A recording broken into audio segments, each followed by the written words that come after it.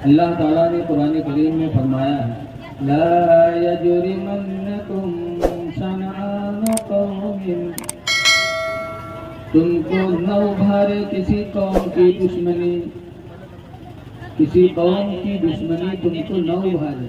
किस चीज पर न उभारे? अला अल्ला तादिलू, इस चीज पर न उभारे कि तुम इंसाफ न करो, बेइंसाफी न करो। किसी से भी दुश्मनी हो तो बेइंसाफी न करो। कुरान कहता है इंसाफ की बोली बोलो, इंसाफ करो। क्यों? इअदिलू हुवा अक़रबु लित्तक़वा, अल्लाह फरमाता है लोगों इंसाफ करो, इसलिए कि ये तक़वा से बहुत ज्यादा करीब करने वाला है। इंसाफ करोगे तो तक़वा तुम्हें नसीब होगा। अब इंसाफ में क्यों, कौन किससे इंसाफ करे? मदरसे का मोहतमिम हो तो मुदर्रिसीन में इंसाफ करे, घर का मुखिया घर के लोगों में इंसाफ करे, पंच अपने महल्ले में इंसाफ करे, प्रधान अपने हल्के में इंसाफ करे। अगर चंद औलाद हो तो औलादों के बीच में भी इंसाफ करो।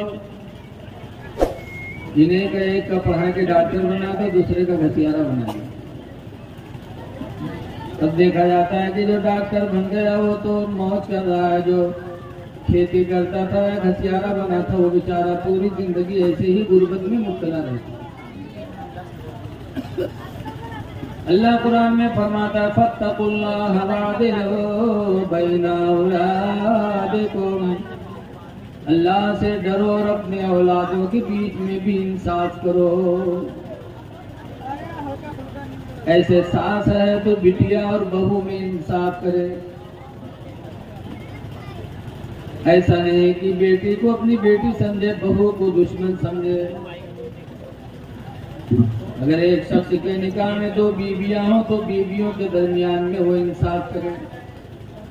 इंसाफ बेहद जरूरी है। पड़ोस में इंसाफ करो, चाहे कोई हिंदू का मामला हो, चाहे कोई मुसलमान का मामला हो। जो गलत है गलत है, जो सही है वो सही है, अपना हो या बेगाना। रसूलुल्लाह सल्लल्लाहु अलैहि वसल्लम के खानदान की बनु हाशिम, सरकार के खानदान किस खानदान के थे? बनु हाशिम के। बनु हाशिम की एक औरत चोरी में पकड़ी गई। औरतें भी चुराती कि नहीं चुराती? वो भी चोरी में होती है। विसाख खाना वाले से पूछो, देहे विसाख खाना दुकान पर इका निकालो उका निकालो, दोसा निकाले लागे धप से फर्क मत रही। बहुत से विसाख खाना वाले बेचारे परेशान रहते। अभी हमारे यहाँ नानपारा मोहल्ला घोसी टोला में सुनारों की दुकान है। नकाब पहने एक औरत अंगूठी निकलवाया, उसको निकलवाया, इतने में एक अंगूठी उसने चुरा ली। अब सुनार बहुत कह रहा था तो कसम खाने लगी। फौरन कसम भी खा लिया। बहुत जल्दी कसम खाती है, कोढ़ियाई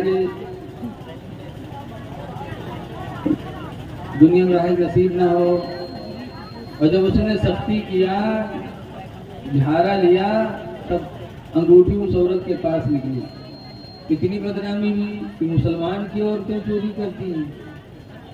नकाब पहन के चोरी करती हो तो ये नहीं कि तुमको गुनाहगार होती ही हो, लेकिन तुम इस्लाम को बदनाम करती हो।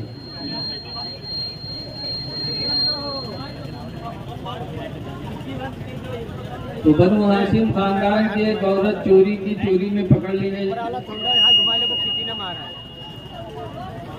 और चोर की सजा क्या है? कुरान करीम में अल्लाह फरमाता सारिक व सारिकतो, चोर और चोरनी फक़्तउ अयदियहुमा, अल्लाह फरमाता उन दोनों के हाथों को काट डालो। तो बनु हाशिम की एक औरत चोरी में पकड़ी गई, इस्लामी सजा थी हाथ काटना। तो बनु हाशिम के लोगों ने मीटिंग किया कि अभी सरकार इसका हाथ कटवा देंगे तो खानदान बदनाम हो जाएगा।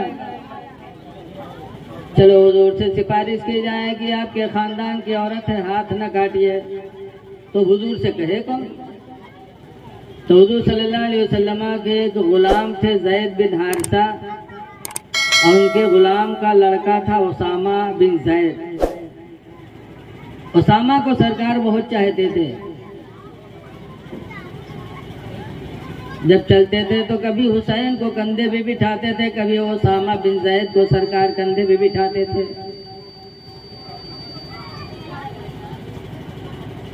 गुलाम और अपने नवासे में सरकार कोई फर्क नहीं रखते थे।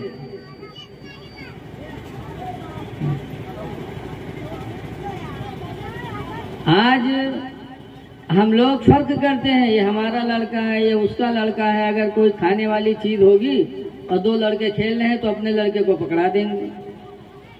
ये इस्लाम में मना है कि अगर तुम्हारे पास एक ही चीज है, तुम्हारा बच्चा किसी बच्चे के साथ खेल रहा है तो तुम अपने बच्चे को न पकड़ाओ, घर मिला करके खिला दो ताकि तुम्हारे पड़ोस के बच्चे का दिल न दुखे। और अगर तुमने अपने बच्चे को दे दिया और उस बच्चे पड़ोसी के बच्चे ने देखा और जा करके अपनी माँ से मांगा और माँ के पास अगर वो चीज नहीं है तो माँ के दिल को भी तकलीफ होगी, बच्चे को भी तकलीफ पहुंचेगी। इसीलिए अपने बच्चों को कोई चीज खाने को दो तो घर में खिलाओ। ये नहीं कि केला पकड़ा दिया और तुम्हारा बच्चा रोड पे गया है, केला खा रहा है, दूसरा बच्चा देख रहा है तो अपनी माँ से जाके रोएगा।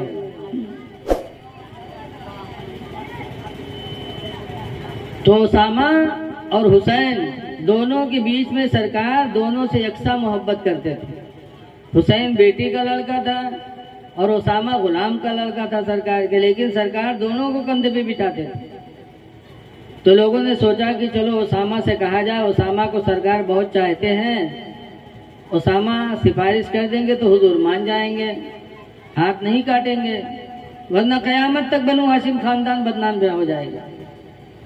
लोग आए, उसामा से कहा, उसामा गए रसूलुल्लाह सल्लल्लाहु अलैहि वसल्लम से सिफारिश की, कहने लगे रसूल ये औरत आपके खानदान की, आप हाथ न काटो वरना कयामत तक आपका खानदान बदनाम हो जाएगा। ये बनु हाशिम में भी चोटी।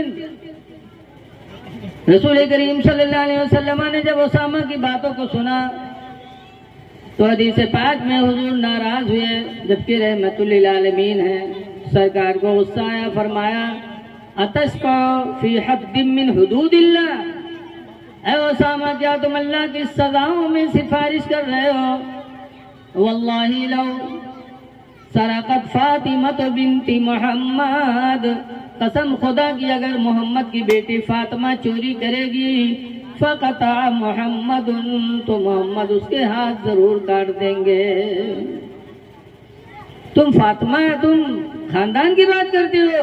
मेरी लड़की अगर चोरी में पकड़ी जाएगी तो मैं उसे भी, उसका भी हाथ काटूंगा। और उसके बाद सरकार ने हाथ कटवा दिया। क्यों? हुजूर इंसाफ करने आए थे, इंसाफ का सबक देने आए थे।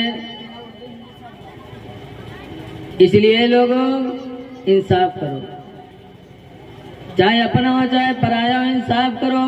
जब दुनिया में इंसाफ करोगे तो कयामत में अल्लाह ताला वो मकाम अता फरमाएगा।